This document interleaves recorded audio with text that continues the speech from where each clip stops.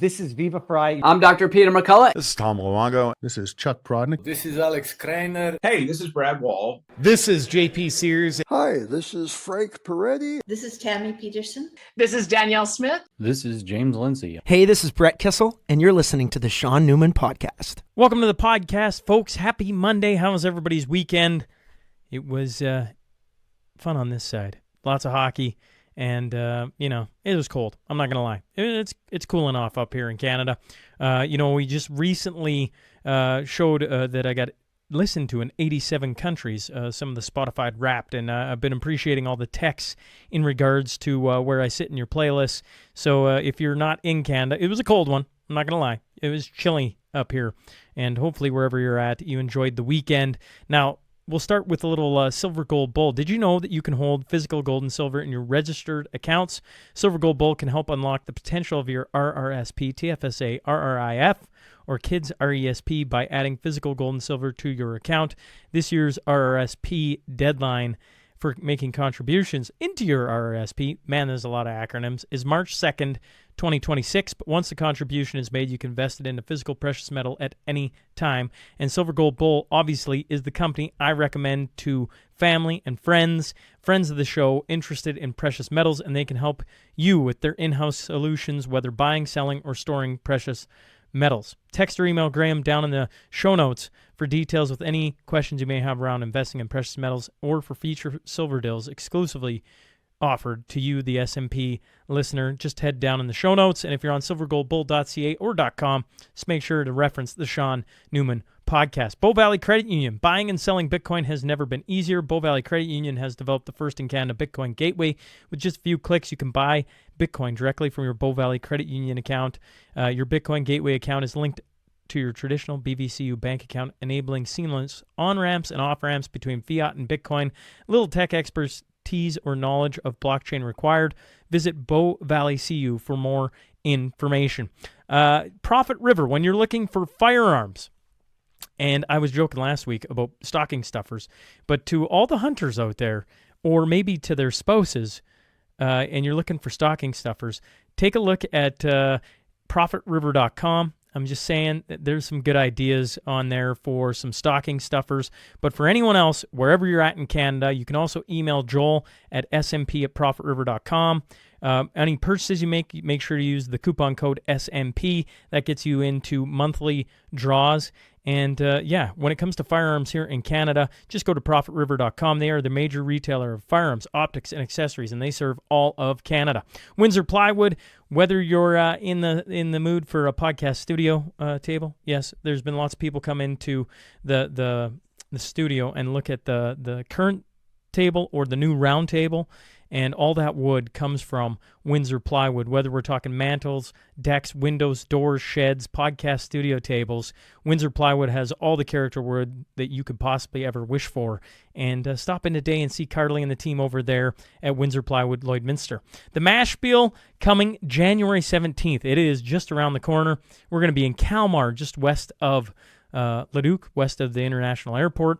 Edmonton International Airport, that is, and we've added a whole group of people going to be there. Chuck Prodnick's going to be there, Jamie Sinclair, Marty up north, Evid Chipiuk, myself, Twos. Yeah, that's going to be a fun day, and some interesting faces going to be showing up to do their best curling, or lack thereof maybe, and hope to see you there. You can find the link down in the show notes, and you can sign up as an individual or as a team of 4. The Cornerstone Forum returns March 28th at the Westin Calgary Airport. Yes, returning to Calgary. We just announced last week Martin Armstrong returning in person. Tom Luongo, Alex Kreiner, Vince Lanchi, Matt Ehret, Chad Prather, Karen Katowski, Sam Cooper, Tom Bodrovics, and Twos, and a few more yet to come. The big thing is early bird tickets on sale until December 31st. I don't know if I can state that enough, is you might as well get your ticket here in this month before prices go up. They're the cheapest they're going to be, folks. So go get your early bird ticket for the Cornerstone Forum returning March 28th in Calgary. If you're listening or watching on Spotify, Apple, YouTube, Rumble, X, Substack, Facebook, make sure to subscribe. Make sure to leave a review. And if you're enjoying the show, make sure to share with a friend. All right, let's get on to that. Tale of the tape.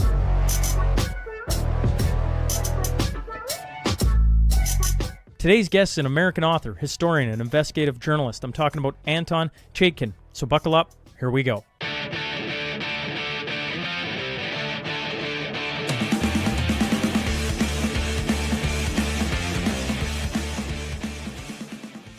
Welcome to the Shaun Newman podcast. Today I'm joined by Anton Chaitkin. Sir, thanks for hopping on. Thank you. It's really good to be with you. It's a little cold in your part of the world. I was just going to say, what is the weather like in your part of the world? I'm like, if you're about to say it's cold where you are, I'm like, I can bring you on up here. No. I grew up in Southern California. My wife's from Arizona, so that's the way I like it. I'd like to be in Jamaica or Egypt or somewhere now. Well, I tell you what, it was a nice balmy -1 here today, and I tell you what, it was almost t-shirt weather. I'm not going to say it was t-shirt weather, but it felt almost like a spring day. And yeah, that's when you know you lived up here too long, is when you're thinking -1. Geez, that doesn't feel so bad. Now, Anton, we can talk weather all night long, No. and I should probably address my audience because I think this might be the first time I've ever worn glasses on the podcast. Yes, I have glasses. I have been having issues with my eyes, folks, and I wasn't going to wear them, and then I realized I couldn't see you, so I'm wearing them. That aside, first time on the podcast. Tell the audience a bit about yourself. Well, I've been working on history since the 1970s. I was in the LaRouche movement as a political organizer, and I wrote for the Executive Intelligence Review. I was a history editor, and I developed a special interest in understanding how the United States was a success in the world. And of course, that interest was spurred by the fact that we stopped being a success after the Kennedy brothers were killed and after the U.S. deindustrialized, along with a whole change in Western strategy, away from civilization towards wars and so forth. So what was the previous idea for the success of our civilization, and what was the goal and a mission of people that contributed the most to major advances, spurts forward in the living standards and in the culture and way of life on our side. And I found that there was I and other people that I was working with looked into the former economic system in the United States, which was our signature system as opposed to the British Empire. It was called the American system, named that way by Henry Clay. And this was the idea of protectionism and government providing credit through a national bank or other means, and the government sponsoring infrastructure. It wasn't socialism, and it wasn't the notion of capitalism that's taught in the fake economics profession. So behind this system, which we maintained against the imperialist system, against the British Empire in particular, behind that was a sense of a personal and social mission by people of genius in our country, working with like-minded people in many other countries when those other countries were free to do it. And we had inventions and discoveries and nationally guided periods of very strong progress. And you want to find out who did this and why. Who were these people that propelled? They were private industrialists. They were also statesmen, and they were in a constant battle against the other side, the faction that wanted to retard this progress. And this is from the very founding of the country all the way up through our era. The financiers, largely connected to the old British Empire, never built American industry. Certain times money came from Wall Street into industry, but they never initiated anything. And there was a war all the time between those globalists who wanted to have us bow to the imperial idea that man is doomed to be impoverished and in wars. We didn't agree with that. We had a completely different philosophy, and that different philosophy was the entire basis for our success. So the idea that the world is divided into socialist and capitalist, ideologies, and that explains something, is so far away from the reality of history that people that study history know that it's a bad joke. Actually, it was based on the British fake reporting of the French Revolution. So this is what I've been working on, especially since in the last decade. I've written 2 books out of the 3 books of a trilogy. I'm working on the 3rd volume now. It's called Who We Are: America's Fight for Universal Progress from Franklin to Kennedy. The first volume, published in 2020, went from the English Industrial Revolution through our founding to the 1850s. Second volume was from the 1830s to the 1890s. And this volume that I'm working on now will go from the 1890s to Kennedy and somewhat beyond. And I'll show the 2 sides in our history. The rest of the world really doesn't know about this. Americans vaguely know something about it, but not from the standpoint of deliberate development of industry, science, technology, and higher living standards as a mission for our country. Without that mission, the country would have collapsed and we would have lost our independence. So that is the core, really the improvement along those lines is really the core mission of our nation. That's what we have to recover that idea. And I want to give, as we get into a discussion, I want to give a good example of how this really works from some current work that I'm doing.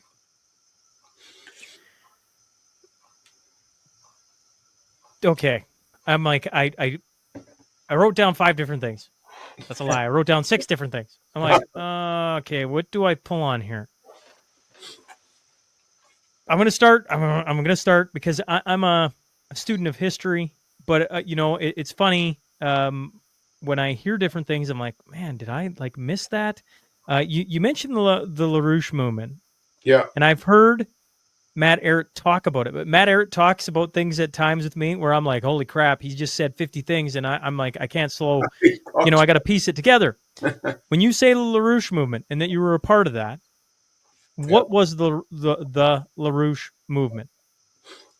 Lyndon LaRouche was a maverick operating in the left community in the 1950s, I think, and into the 60s. He was an economist, and he was a critic of the political spectrum, the whole thing. What happened is that when John Kennedy was murdered, the U.S. went into a change in strategy. We were wrenched out of what had made us successful, and LaRouche recognized this and was following the trend in thinking, the trend in the deliberate strategy towards austerity as a national policy, austerity especially towards the poor in the rest of the world, and disinvestment in advanced industry for the USA. And a whole philosophy was developed dangerous philosophy, teaching the young people that progress of society was not good, and that the human race even was the enemy. So this was accompanied by the Vietnam War, by other wars, and so we had a political and philosophical association looking into what had been the philosophical basis of the advances, going all the way back to, the classical European and some other cultures, the basis for human advancement, and what was going to happen if we gave that up, if we allowed these bankers, these globalists, these world imperialists, who were still running the underdeveloped countries even after they got nominal independence, if they changed the philosophy to loot and take down living standards, then what would happen? The world would go to hell, into a real hell, a dystopia. They also started teaching the young that dystopia, that is, the future, must be black, must be horrible. And that's what you can count on, maybe nuclear war or something, so that people were taught to lose their optimism and their sense of spunk and fight, which is what our country had been based on. So the idea that we had a magazine, Executive Intelligence Review, and we were in touch with people in other countries that had similar ideas to try to revive, especially the American point of view of we can accomplish anything as a society. We can do what's needed to solve mankind's problems. That was the former idea. So it's a real renaissance. That was the basis of that movement. It wasn't right or left. It was pro-human.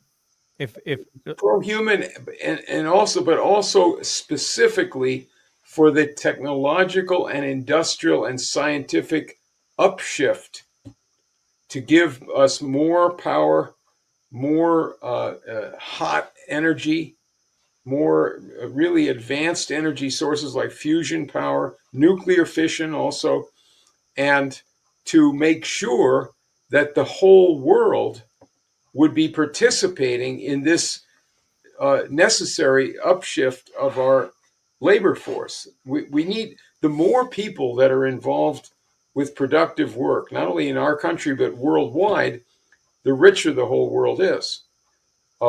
This is completely contrary to the notions that are taught in economics. What they're teaching is some zero sum idea. They're very vaguely promoting, you should do what's right for world commerce with free trade, but of course that's never a good idea. That's not what gets it. The real trade philosophy of the United States when it was successful was that you build up your productive capabilities with high tariffs. You protect yourself from cheap imports that would destroy your ability to have successful companies. And at the same time, you're cooperating with other countries who are also seeking to promote their own protected growth. And you cooperate. You do reciprocal trade deals. You encourage the growth of high-powered, capital-intensive industries in other countries. You build infrastructure all over the world. That's what we used to do. That's how we were successful. A combination of protect your own people and their own jobs through protectionism, with seeing that that's a universal idea. Progress has to be universal. You're not going to just open your gates of your country to let all the products come in without tariffs, and then you don't have any industry.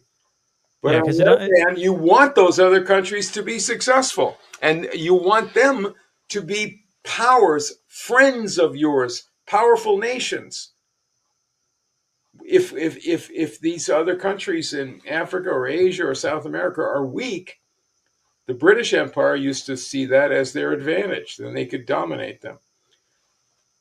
To the extent that we have that point of view and keep them as raw material suppliers, and they're supposed to buy our manufacturing or something, this is a recipe for complete disaster, for collapse of society. And so we don't want to be the British Empire. We want to be Americans. We had a revolution against the British Empire.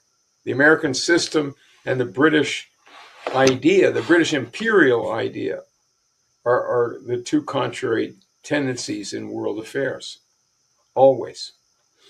So if you go back, and forgive me, I don't know the timeline on this, but you're saying before the Kennedys were assassinated, this is the way the U.S. used to be. Very protectionist of their own industry, but trying to help, draw trade in from strong neighbors. Am I oversimplifying that, or is that... It's slightly oversimplified. You're right, but the point is that those good policies and successful policies were initiated and reinitiated by the best leadership. So, for example, in the 1920s, after the death of Harding, we had Coolidge and then Hoover, and we were in the hands of Wall Street and the Bank of England. And they were working to develop fascism in Europe. They were doing all kinds of things wrong. At certain times before Lincoln, we had for 30 years we had free trade under the dominance of Southern slave owners who were closely tied into the British Empire. They sold all their cotton to England, or most of it, and they didn't want protection. They didn't want us to develop. But in general, especially after the U.S. won the Civil War, after the Union victory, the Lincoln administration established during that conflict a policy of strong protectionism and a whole set of measures to develop a labor force and an agricultural success with science and an education in the country. I go through all this in my volume 1, volume 2. But from then on, this was our set policy. It was taken down by in the Clinton years. Republicans and Democrats both took it down under the control. They weren't. Who was setting that policy? Basically, it's a British policy with the bankers in the northeast of the country and other places, the Anglo-American establishment versus America's interests. So in general, we did have this policy, and it was successful. And that's the only way that other countries ever developed either. No country developed by free trade. Britain had the most protected industries of all until they, finally in the mid 19th century, they had some sort of a free trade policy, but especially they wanted other countries to have no defenses against British cheap goods, so they could destroy any competition and dominate countries and rip them off in unbalanced trade, get raw materials cheaply and sell manufactured goods and sell dope and have cheap labor all over the world. That's their policy. But so free trade, no country developed into a manufacturing and other types of power under free trade. Never happened. I don't know why. Maybe it's my education, but when I hear free trade, I hear a good thing. And when you talk about free trade, I hear the complete opposite. Well, let's go through. I'm going to give you an example of how this Sure. actually worked.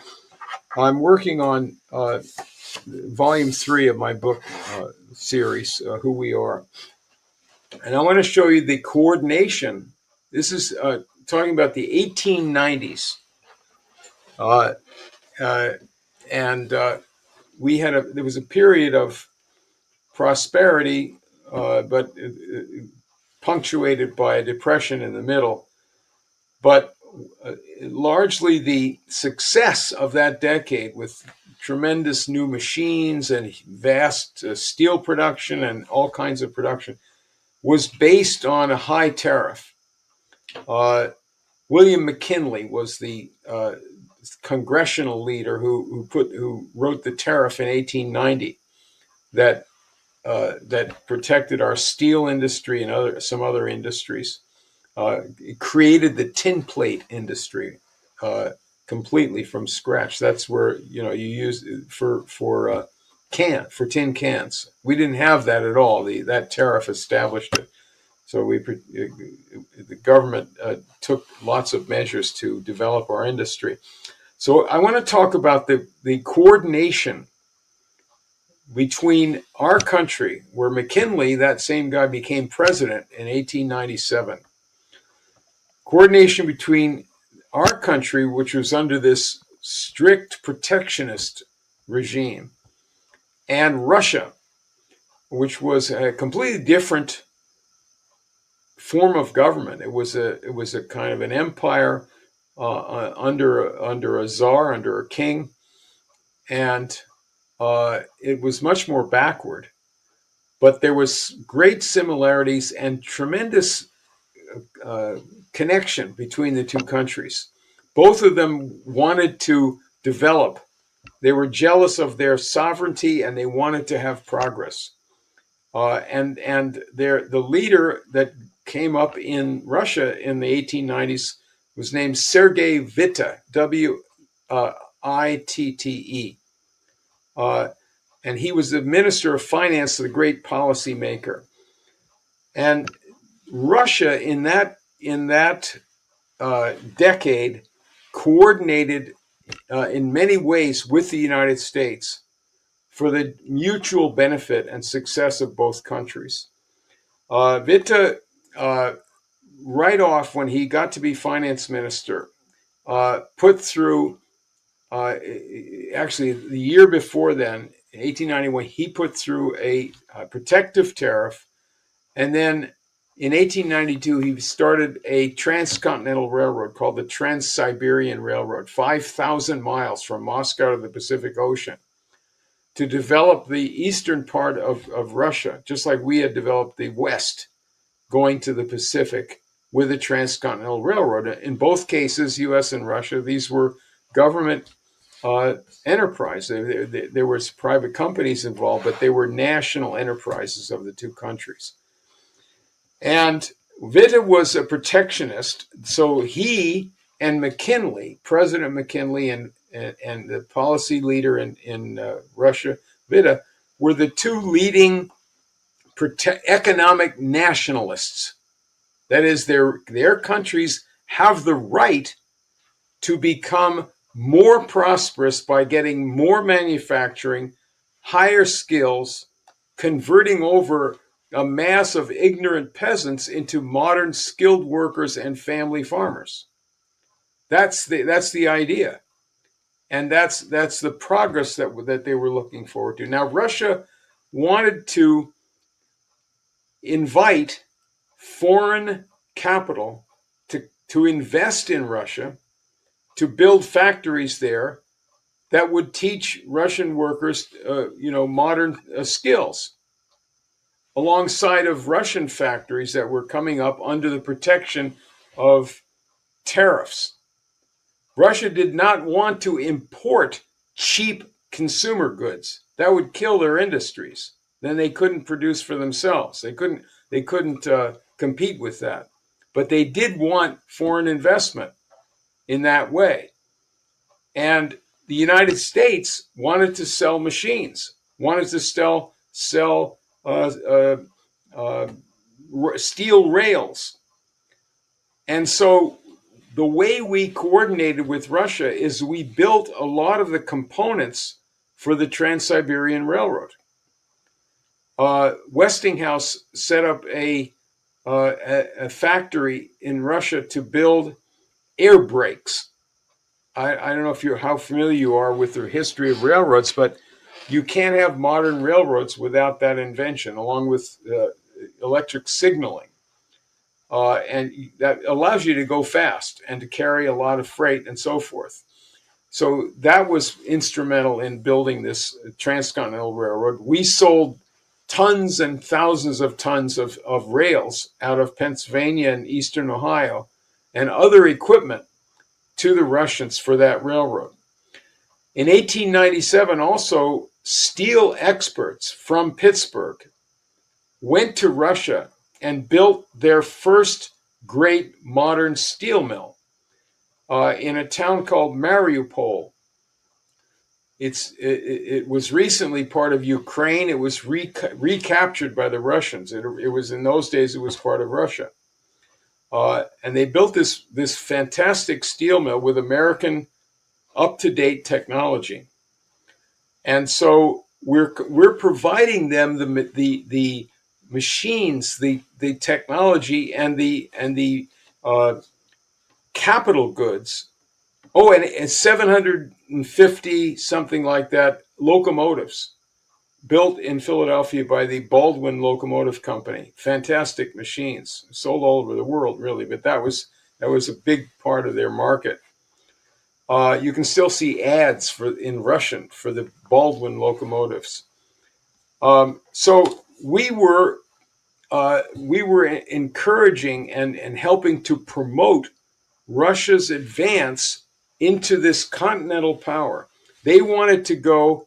The strategy of Vita and the progressive people in Russia was to build out to the Pacific and to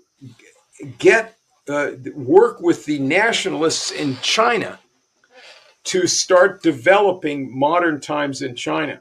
Now, of course, the British were totally fearful that they were going to get kicked out of Asia. All they did in Asia was to loot people. The French the same way, but the British in particular had a strategy of keeping China weak and undeveloped.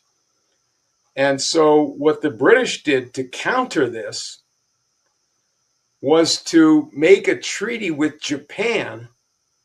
They built warships for Japan in British shipyards. They made a treaty with Japan in the early 20th century, a military treaty, and then Japan launched a war against Russia that destroyed a lot of the political basis for Russia's further development and opened the road to a communist takeover in Russia. That was a British strategy. They also wanted to destroy Russia and destroy Germany to stop a peace between the United States, Russia, Germany, China, and all the major countries, which was the U.S. strategy. Our strategy was peace and progress of the nations. The same thing. I'll give you another example of this. McKinley had a program as president, had a program that had been earlier developed by President Benjamin Harrison and James Blaine, Secretary of State, a program to build railroads all the way from the United States down to Argentina, working with the countries in Latin America to do that. And all those countries started building those railroads to link up with this network. Our U.S. Army engineers were major players in developing the map for this. And the idea of it was that we would have reciprocal tariff agreements with all of those countries so that we would have a zone of industrial progress and development. Latin America is full of resources. The idea was that they should develop into manufacturing countries and not simply be places that could be looted and have cheap labor and backwardness. So as part of this, whole strategy, in 1900, McKinley's president, the American industrial people in Pennsylvania and Ohio mainly, provided the components to build the first massive modern steel mill in Latin America. Where was that? In Monterrey, Mexico. It's called the Monterrey Foundry. And another major steel mill was not built in Latin America until Franklin Roosevelt and Brazil together built a great steel mill in Brazil in the 1940s. But this was to build, it was the strategy of the Mexican nationalists who were friendly with the United States, was to build up industry on the basis of skills in Mexico. This was protected. The steel mill was protected by government tariffs and subsidies. It was a private enterprise, but it was heavily protected by the country. And it was favored by the American nationalists because we want peace with Mexico, don't we? Don't we want them to be a developed country, to be a country of success and prosperity? So at the same time, another fellow named Edward Doheny, who built the oil industry in Southern California, he discovered the oil there and built up the industry, went into Mexico, same year, 1900, and developed the oil industry of Mexico. Again, for Mexican use. Why shouldn't they use their own resources? What was the point of that, especially, was to use petroleum as a fuel for railroads instead of coal. They actually imported coal into Mexico from Wales and from northeastern USA. Very, very inefficient. So the plan was, let's develop Mexico's resources and also Venezuela's to power the trains that we're going to use to develop our whole continent. McKinley had this idea of labor peace. We want peace among ourselves. Lincoln said, peace among ourselves and with all nations, the second inaugural address. So how do you get labor peace? I'll tell you, this is a fascinating incident, that how McKinley got into Congress. In his district in Ohio, there was a coal miners' strike because they were trying to cut the wages, and they were terribly dangerous conditions. They went on strike. The company brought in scabs, replacement workers, and there was violence. I think that one of the mines was set on fire. And a lot of the workers were arrested, the strikers.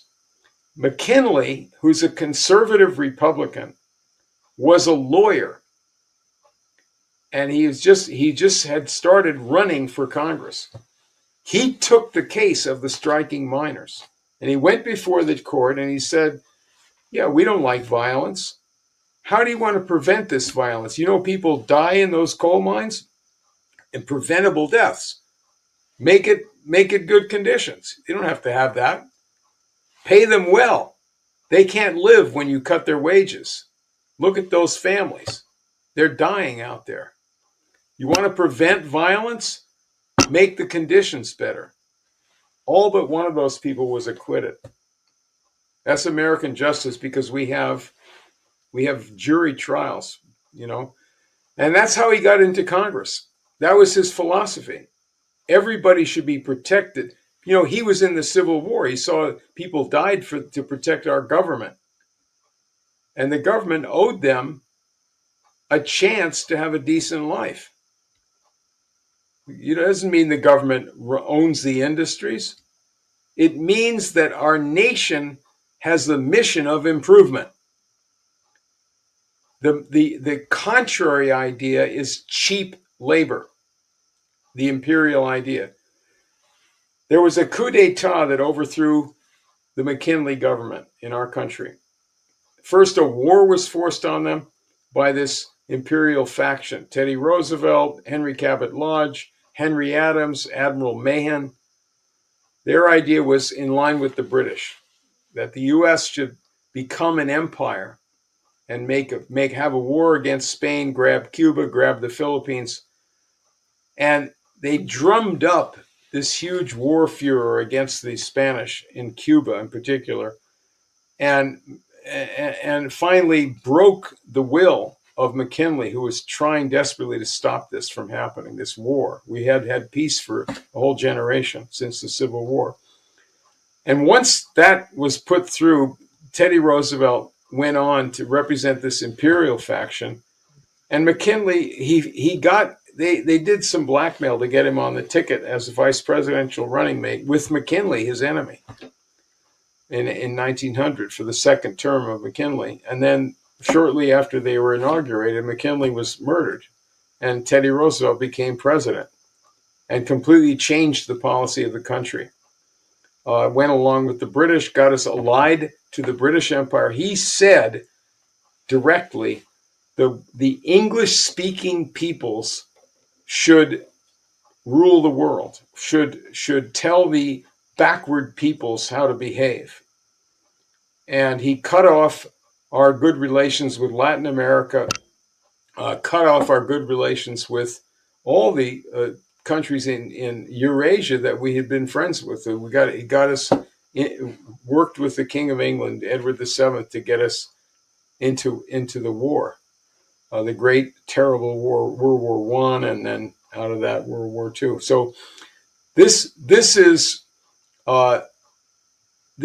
the first big shift that got us into the disaster that we've been in, in recent times. There are at least three presidents tried to reverse this. One was Harding, elected he was a protectionist and a man of peace. He died mysteriously. He tried to make arrangements with the Soviet Union for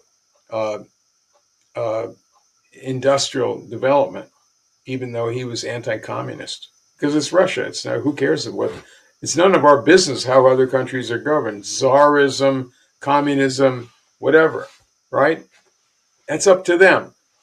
We show the world what we're going to do to build up our country, and we want to share technology to make the world better. That's the way reality works. People say, "Oh, that's too idealistic." Well, that's how we were successful. FDR definitely based his point of view about progress on this 19th century nationalism, and Kennedy the same. So.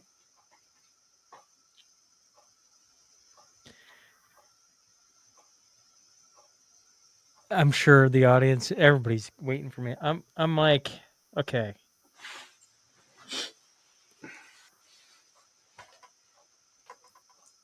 When you tell the different ways of Russia, Soviet Union, United States cooperating, I feel like today none of that gets talked about. I've said this to Matt Lotz, actually, when the last time he was on, he was talking about Russia selling, or Soviet Union, forgive me, Anton, whichever one it was, or both, or whatever, selling Alaska to the United States. And I was like, what? Before the Soviets, yeah. Yeah, and I was like, what? I don't know if I just glazed over that at some point. I'm like, gee, for a country we're supposed to hate, there was a lot of relations with them. And as you talk more, I'm like, it sounds like we were working with everybody. And the world I've grown up in feels like everybody is your enemy. And that there's only winners and losers, if you would. And I forget what guest it was just recently talked about, or maybe I just thought afterwards. But, is the best we can hope for is to coexist with our neighbors and to grow. And, it's everything you were just talking about. It's like, they want to be ruled by a czar. Okay. They want to have communism. All right. We're not going to do that. But, we're trying to get better as a nation, and we'll bleed out some of our, and bleed out's probably a poor choice of words, but we'll, bear or give out some of the fruits of our labors, because what you're talking about is they're building a railroad across Siberia, and we have the technology to help that. And so off goes our technology. They build something, they put in tariffs to help protect those industries so that Russians can thrive, but they Yeah. grow up. And as they become more skilled, they might develop something we need, and now it comes back in the same way, and they come develop that here, and vice versa. I feel That's like called that's kind of the civilization. partnership. That's called civilization. You know, uh, if you look at the world um, uh, trade and technology reality, we need uh, we need initiatives to take the world ahead very strongly, almost desperately, in many, many major areas to fight poverty, to fight disease, to fight the just the way backward infrastructure deficit that we have and that exists in many parts of the world.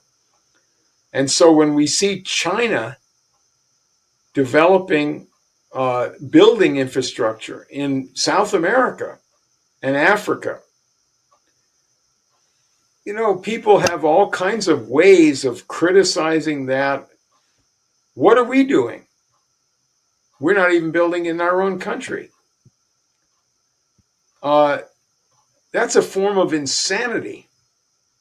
When Kennedy was president, and when he was a senator before that, he was very passionate about the how the U.S. should uh, put itself on the side of foreign nationalists, especially African nationalists, Arab nationalists, Middle East, other countries, Southeast Asian nationalists, people that wanted to build up their countries. And we were concerned, as he was, about the lure of communism at that time from the Soviet Union and from other quarters. How would we compete with them, with that lure? How would we uh, have friends that would be on our side in the world? And what the U.S. had gotten into under Truman and under the Dulles brothers, who controlled a lot of the Eisenhower policy, we had gotten into an alliance with the empires, the Western European empires, particularly, well, the British, the French, the Dutch, against the population of the world. And the communists, all they had to do was to say, well, we want to help you develop your dams and your steel mills or whatever. And the U.S. would say, well, that's socialism. The governments in those countries can't get involved in helping to develop those countries. They can't set limits to imports. They can't control their own currency. They can't have a national bank. Well, whose ideology is that? Is that capitalism? No, it's the British Empire. It's our enemy. Our country wasn't developed that way. Our industries were always protected when they developed. And so Kennedy sought to make allies among these countries. I've talked a lot about his friendship with Ghana, where they built this great dam with U.S. assistance. We're trying to do the same thing in Indonesia. We did build a great dam in Venezuela, one of the world's largest hydroelectric projects there. So look at this situation now with these so-called drug smugglers and the hated regime, hated by by the establishment, and probably not a good regime in Venezuela. What are we doing there to protect our interests? Well, the last thing you want to do when you have the collapse of a society in major parts of Latin America from drug gangs and from poverty and from the collapse of U.S. Influence, collapse of support. When you have that kind of a crisis in the region, the last thing you want to do is start bombing these countries. What is that calculated to do?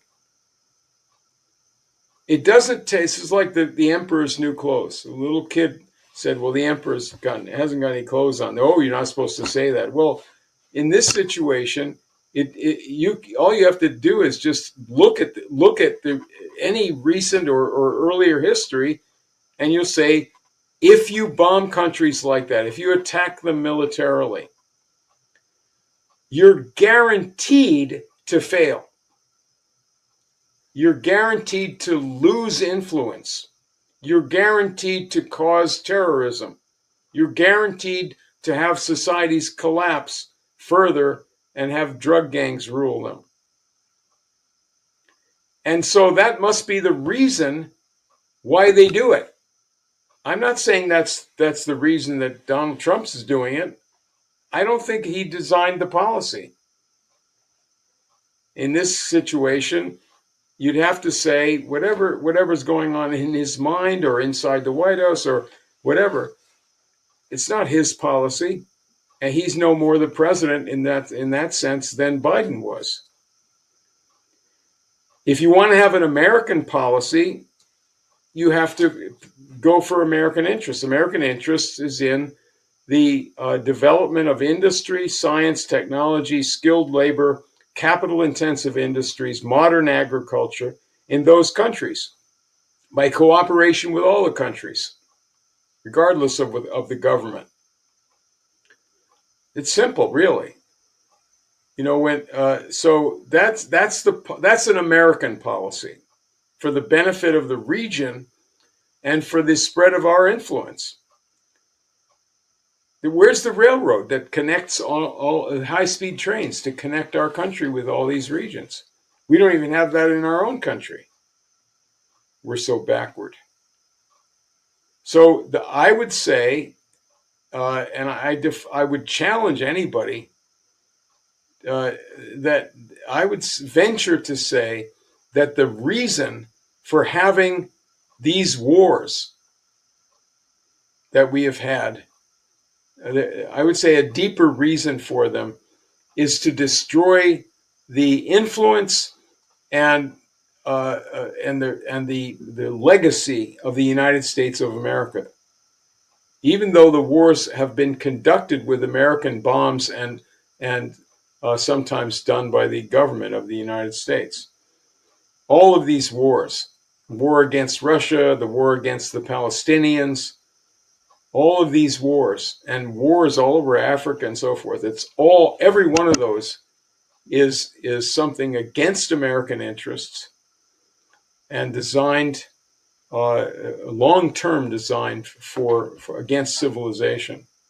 Civilization means building up the power to produce, the power to raise the culture of the population, and peaceful relations. No war is justified now in this age right now. It's not a matter of idealism or utopia. Nothing to do with it. We can't afford to have this kind of policy, the war policy. So anyway, rather than debate these things, in a sense, I'm 82 years old. I'm working on that. I've been working for 50 years on this to develop the facts of this kind of history. And so I'm dedicating myself now to finishing this third volume. It's going to take maybe another 9 months to a year, and to show how we did have success as a country. To prove it. With Donald Trump, he's a guy who talks about tariffs, protectionism, trying to end wars. That's right. I mean, like a lot of the things you've been talking about. would you agree with that, or do you see something else? No, when he ran for president in 2016, in his campaign, he kind of lit the establishment's pants on fire by talking about the ending free trade system by which we'd lost our industry and normalizing relations with Russia. And the Europeans, famously, and the NATO leaders and the people in the liberal establishment went crazy. Of course, the working people of the country love this stuff. Nobody, uh, you said a while ago that the way you phrased it, they want communism, they want czars. That's none of our business. Well, did they vote for these things? Did we really vote for, and what about us? Did we vote for free trade? Did we vote for deindustrializing, taking our factories down? Yeah, they've taught our kids that industry is evil, that it's dirty, and in Africa you can't do that. You can't have dams because the rhinoceroses won't get a proper drink of water. And human being is too many people in the world. They taught them all this foolishness, complete foolishness. You want to have clean cities. Yeah, you need electric cities. You need mass transit. You solve problems with technology, but you have a chance to save human life if you care about that. So people didn't vote for what happened to this country. They murdered our president. They murdered the next president, his brother. They murdered Martin Luther King, who might have been the next president after that. And so we didn't have where was the vote? Did we vote for that? No. Did we vote to have this change? To stop the progress of ourselves and get into these wars? No. Nobody voted for that. You've been focused on this, I think, if 50 years, roughly. Yeah. I wrote some things from a different standpoint earlier, not a different philosophy, but I did some pioneering work on getting behind this establishment, the Eastern establishment. What is this? I wrote the book Treason in America, From Aaron Burr to Averell Harriman, a kind of family history of this Eastern establishment. Then I and Webster Tarpley wrote the book George Bush, the Unauthorized Biography. And part of that was the story of how this same establishment that had been anti-American since the American Revolution, how they sponsored Hitler along with the British, in the all the way up to the beginning of the war. And my father was sued the bank that George Bush Sr.'s father was a manager of in New York, was collaborating with building up the Hitler regime. That was back in the 1930s. So I got into an analysis of the enemy establishment in the contest between them and the American patriots, the American nationalists. But more and more, I was thinking along the lines: we got to flesh out who we are, our side, the people that built the country. Not all good, right? We had this decimation of the American Indians. We put up with slavery, left over from the British Empire. And so. But this is we got to find out what we did right. Who did that? One of the I'll give you an example in chapter 7 of volume 2 that just came out this year of Who We Are is about how the steel industry was organized in the United States. It was created from scratch using protective tariff laws, but the nationalists set up the companies. The first steel company in America, modern steel company, to mass produce steel was set up by the Pennsylvania Railroad, who were nationalists. These are people who in Philadelphia who had this economic nationalist philosophy. And they set up the Pennsylvania Steel Company. They organized some other people, all of them patriotic people that had been part of the Union war effort.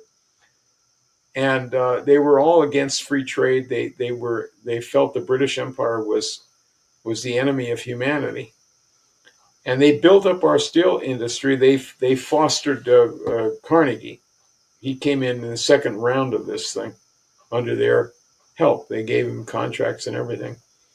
So this is a deliberate project of the country to create a steel industry.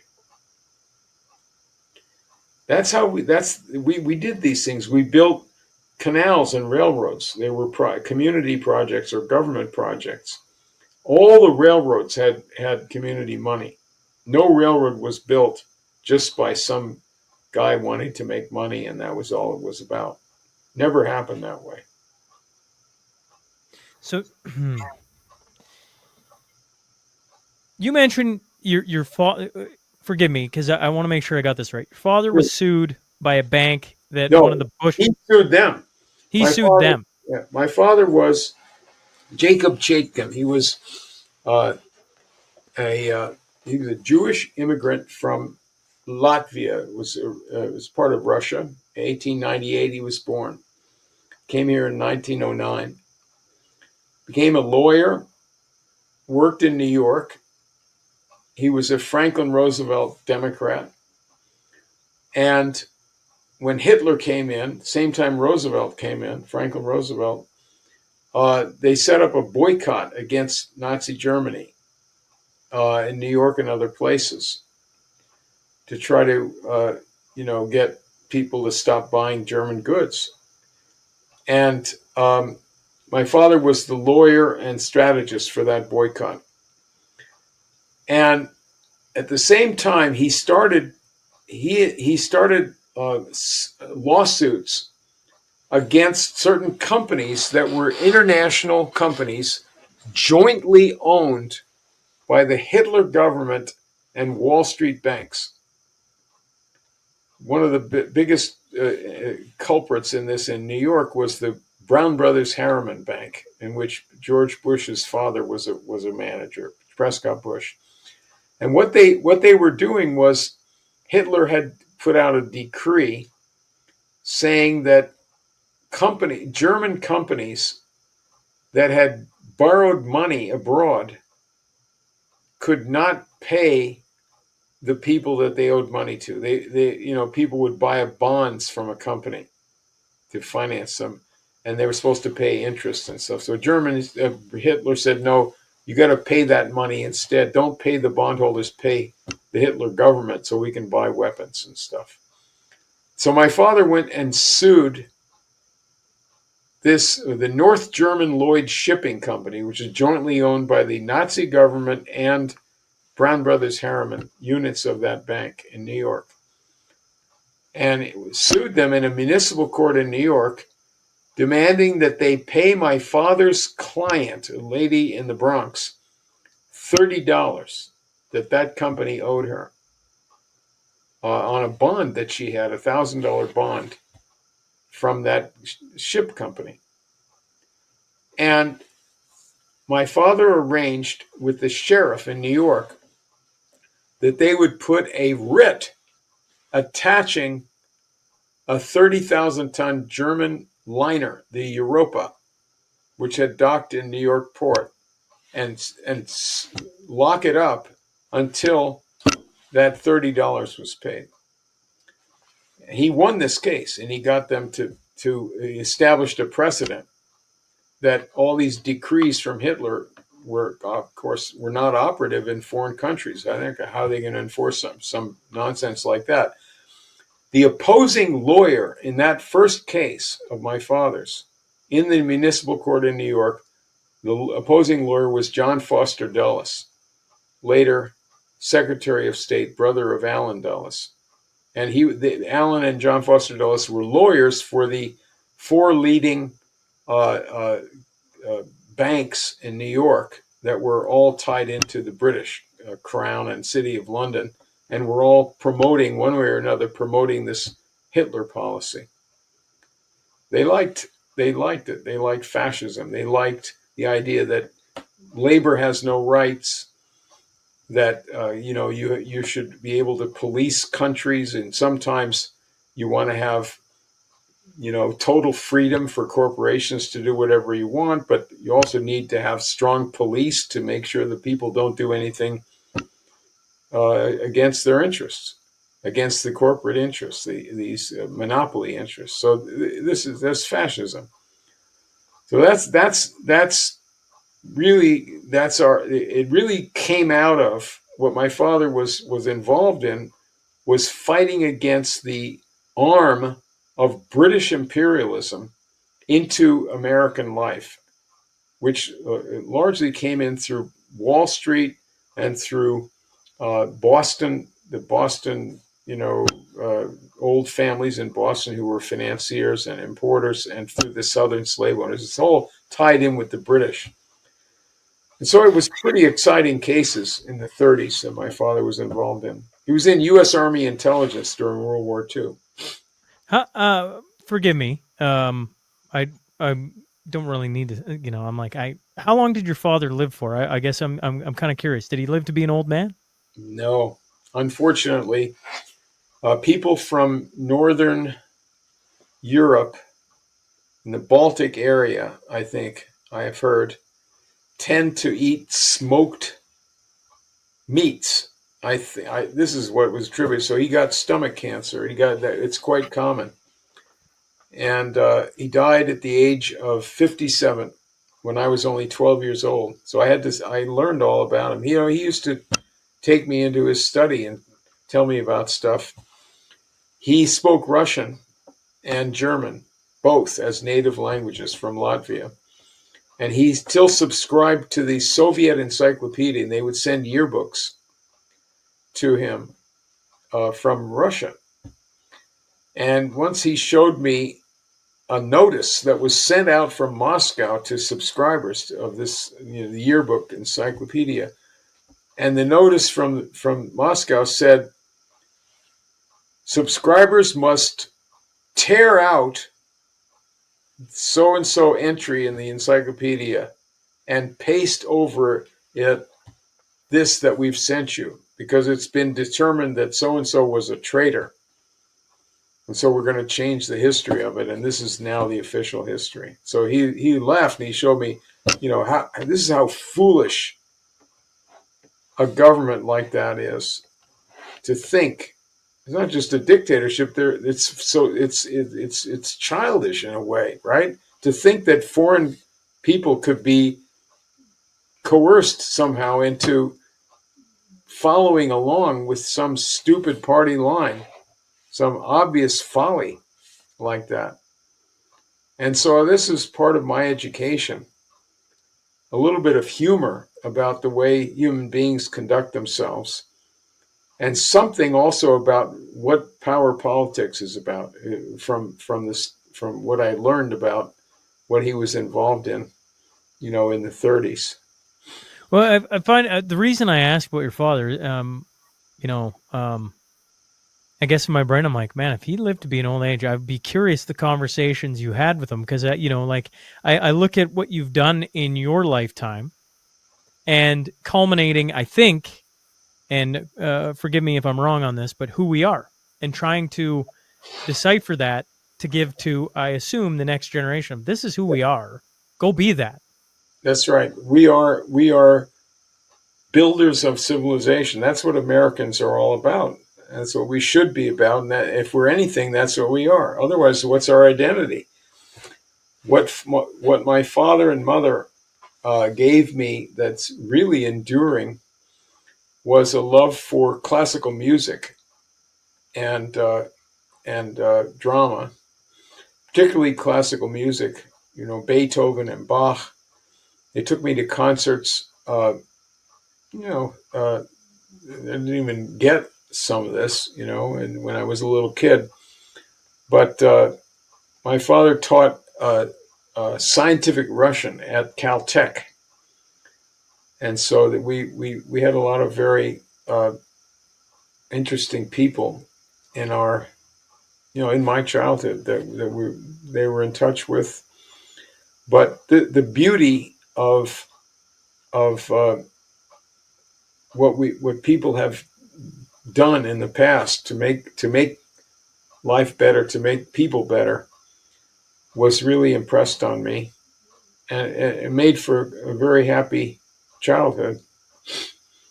Well, if I go back to one of the things you said, there's a faction who want to retard this process, right? Human flourishing. I'm going to space on the word, not flourishing, but what's the word I'm looking for here, Anton? Flourishing, human flourishing. Right. They want to dumb us down. They want to. I don't know. I just look around and I see that everywhere. And one of the arguments I have all the time is whether, I actually just had a listener say, I know you don't like the word hope. I'm like, no, I hope I've never said that. I'm an eternal optimist. And I look across the screen here at a man who's spending his life to finish who we are. And I go, well, you spent longer than most of us staring at this question. Is there? It's a poor question because I believe there's always hope in the future. Yeah. But you're looking down forever wars and a retardation of the population, a simplification of who we are, and a loss of creativity and a loss of human ingenuity and skills. And yet, is like I don't know. Is there something that we should be grasping right now to help us get out of the quagmire we seem to be in? Yeah, I think one thing is, the title of my book is Who We Are, America's Fight for Universal Progress, from Franklin to Kennedy. So the best of our leaders were, and in other countries the same way, in Canada and in France and England too, people who were looking out for their own country's welfare and wanting to advance mankind. We're excited about making their mark in the world, inventing something, doing something that would, live on after them, that they were proud of achievement. So one aspect of this is the idea that industry, modern skilled industry, which is quite complex, is a tremendous school for the people. If you have a huge number of places and opportunities for skilled work, if you're demanding labor to come in and have some way of bringing in new workers, beyond just needing them and saying we're going to hire, and then you're disappointed because you don't have a skilled labor force. Well, that's part of, we have to have public education again. We have to have apprenticeship programs and a lot of help and a lot of other programs. But the industry itself, the life of productive work, industry, farming, science, that life is the great school for a moral existence, for a purpose in life. You're producing something. You're proud of that. You're part of creating things for the next generation and to help people now. And that's something that's needed all over the world. We have to create tens of millions of new jobs in our own country. It's particularly on building, completely renewed and modern infrastructure, but also in other countries. We have to be part of that. And that's the way to do it. That's the way. In other words, this is a policy that the public wants, regardless of political party. I think you can agree with that, right? I mean, this is something that cuts across that embarrasses the leadership. In the United States, this idea that the public wants to have industrial jobs, wants to have family farms, wants to have progress of living standards, wants to have high wages. That's an embarrassment to the leadership of both parties, because they're not for that. They're for, offshore banking and healthcare, which is largely the money goes to insurance companies and all that. Well, I think I don't know if I can speak for what government wants, but what I see is almost a nanny state. They're creating government where you rely on government for everything. Well, but what do you get from the government? Well, that's what you rely. I mean, I mean, how much of the population in North America is productively employed? What percentage of people are productively employed in the United States and Canada? And put Mexico into it too. People that have, people live in the subsistence way if they're in backward farming, as farm workers or as minimal wage earners in some sort of textile mill, maybe in Mexico, let's say. They had some, but look at the United States and Canada. A large part of the population is in reality unemployed. If you're working in a fast food place, and you're working in some other service, getting a minimal income, how productive is that?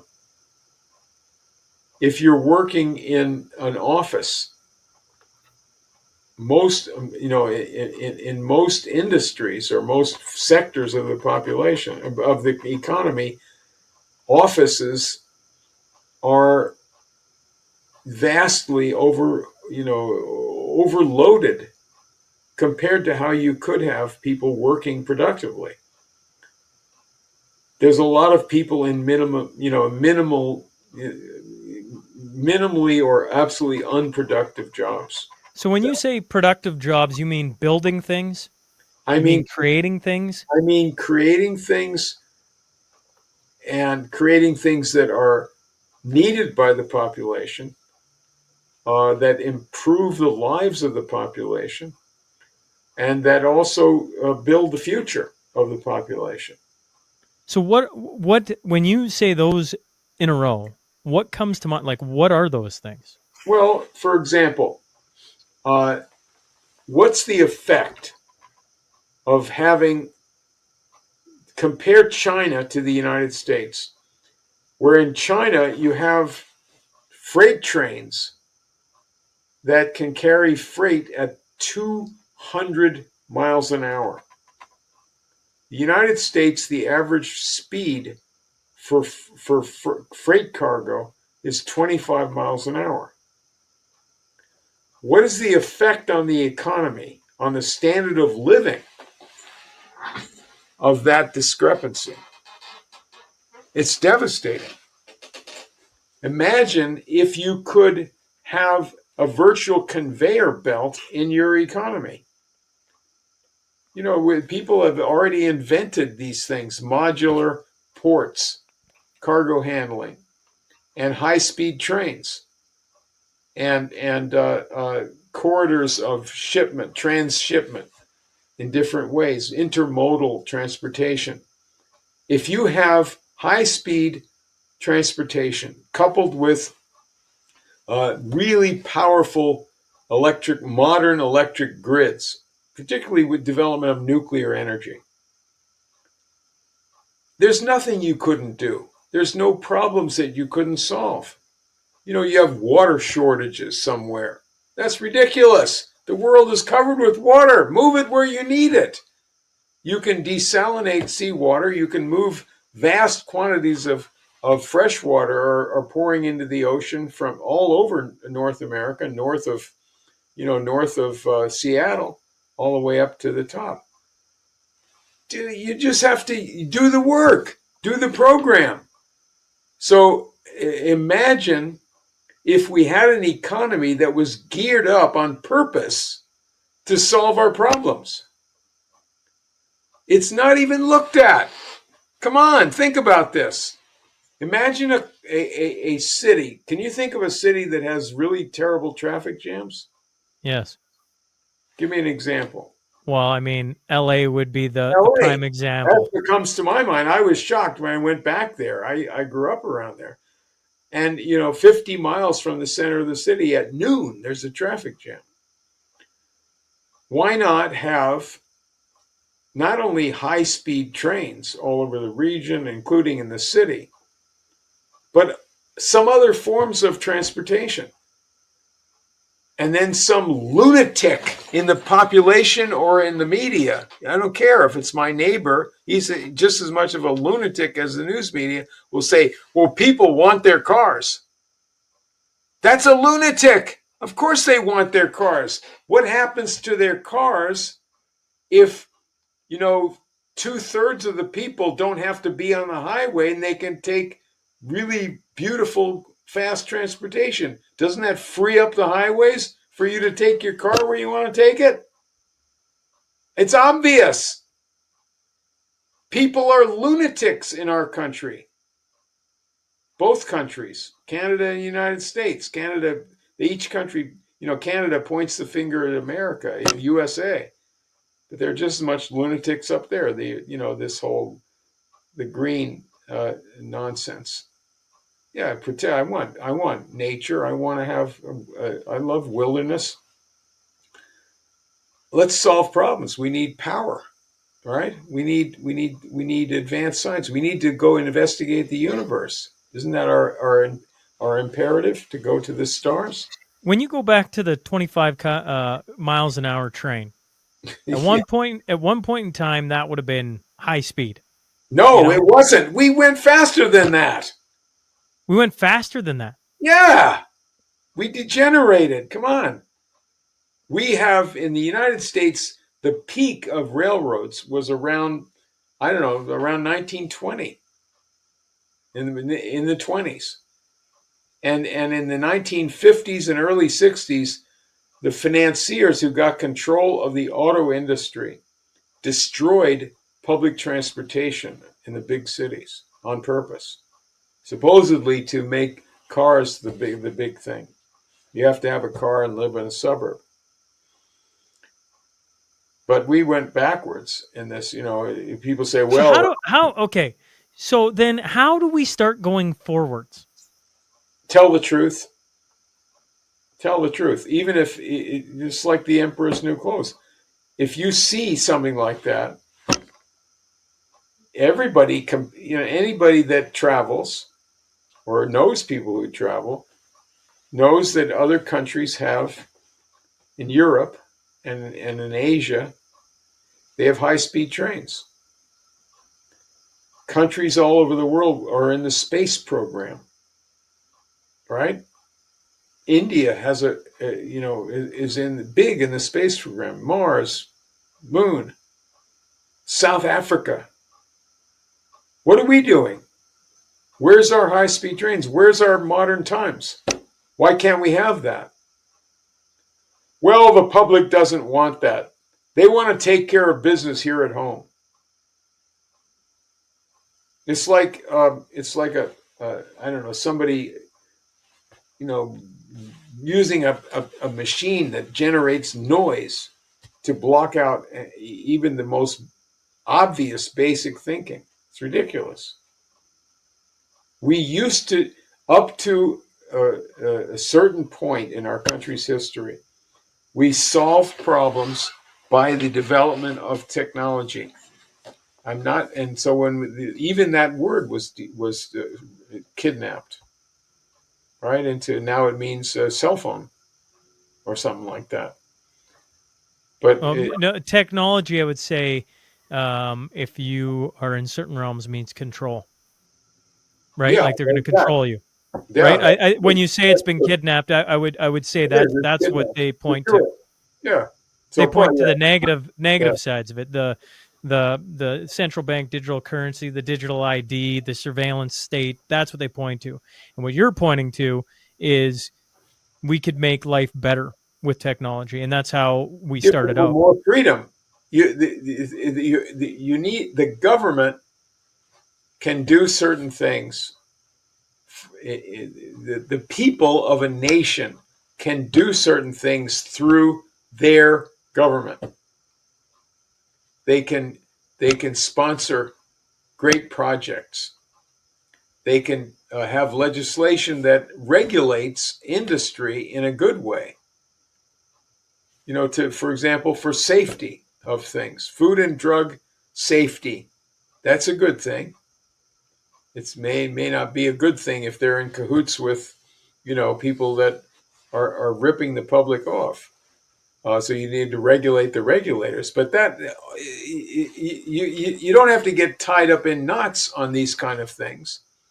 You have to say, and this is what the last thing I want to say here, because I gotta sign off here. Sure. Yeah. But what's the idea of a republic? And Canada doesn't have it, and we kind of gave it up in the USA. The idea of a republic is that the nation is for the benefit of the people who live there. The highest idea of the republic is that the people who live in the republic are excited about human progress. And of course, that's a human sympathy. That's who we really are. That's our nature. It's our nature to be sympathetic to other human beings. And so the republic at its heart is really it's a concept of self-government for the benefit of the people. And that extends into the realm of economics. It extends into all realms of life. If you have companies like you were talking about, companies that the big monopoly companies, they're in cahoots with the government. You've got censorship. They've got surveillance. They're tied in with wars all over the place. Is that a republic? Is that a democracy? No. I would say that flies in the face of everything you just said. It is, right. It's not for the benefit. What is the actual governance of the society? The governance of the society has to be for the benefit of the people. And if you're actually governed from outside the elected government by private power, by a concert of powers operating internationally, like financiers do, and like NATO does, and things like that, you're not free. You don't have self-government. It's just like black people were governed by white people in the South in before the Civil War. The black people didn't have self-government. Our country any country only has self-government if it has strength and self-sufficiency in terms of manufacturing power, and it's strong enough to do what the people need to have done by their nation and by their government, and not have to bow to the will of private and unaccountable and in many respects secret oligarchs or hierarchs. Our government, our plan of government in the United States was, first of all, to be written and to be open to the public. Who is governing, and they're accountable to you. And the old system of empire was you never really knew who was governing society. It's all from behind the scenes. Anton, if people wanted to buy your books, where can they find them? Amazon, self-published, so Amazon sells them. I have Kindle, the electronic book, which is cheap, but you don't get the feel of a nice. You don't big get the feel of the paperback. book. Yes, The 100%. first volume was about 450, pages. The second volume's 600 pages, 44 pages of pictures, I think. And it's a bargain, $25, $10 for the Kindle. But it's unique in the sense that nobody has ever detailed the fight between these two sides over developing the country, developing the society with industry, with science, with this policy that was successful. So Appreciate you hopping on and giving me some time. And, well, just thanks again. thank you so much.